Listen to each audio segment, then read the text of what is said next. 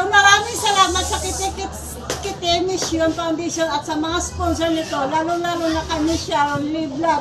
Sana marami pa kayong matutulungan ng mga taong mahihirap.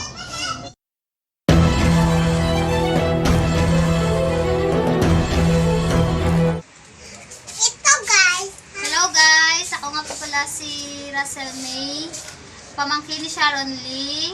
At nandito po tayo ngayon para tanungin yung isa sa nabigyan ng Team Kite Mission ng Yero kung kamusta na po sila.